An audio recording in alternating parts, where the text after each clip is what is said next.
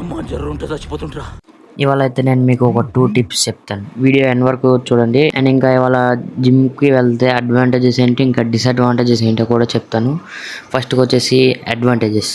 మీరు జిమ్కి మంచిగా వెళ్ళి డైలీ వర్కౌట్ చేసి మంచి డైట్ తీసుకుంటే మీ బాడీ మంచిగా బిల్డ్ అయ్యి ఇంకా మీరు హెల్తీగా ఉంటారనమాట.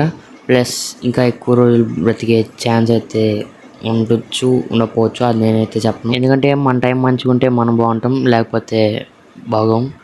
ఇది ట్రూత్ అనమాట, అందుకే చెప్పలేదు నేను.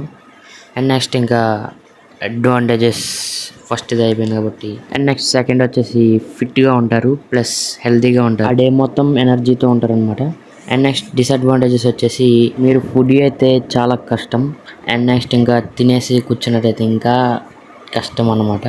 ఎందుకంటే మీరు అటు కదలలేరు, ఇటు కదలలేరు, అంతలాగా పెరిగిపోతారు.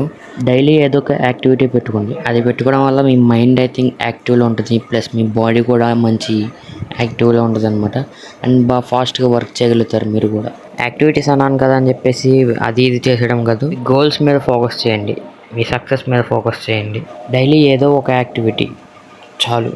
అలాగన్నాను కదా చెప్పేసి స్టార్ట్ చేస్తారేమో, చేయండి, అదే మంచిది. అండ్ ఇంకా డే 22, 23 ఫస్ట్ డే అయితే లాటిస్ అండ్ సెకండ్ అయితే ట్రైసెప్. అండ్ ఇంకా వర్కౌట్ అయిపోయాక ఎక్స్లే ఉంటాయి, ఎక్స్ అయితే తెచ్చుకున్నాం అనమాట. ఇవాళ అయితే ఇంట్లో ఒక దోల పని చేసాం దోమలు పోవడానికి. మొత్తం ఇల్లు మొత్తం పొగ అయితే కమ్మేసింది. ఇంకా 2 టిప్స్ కోసం నెక్స్ట్ వీడియో వరకు వెయిట్ చేయండి. బాయ్.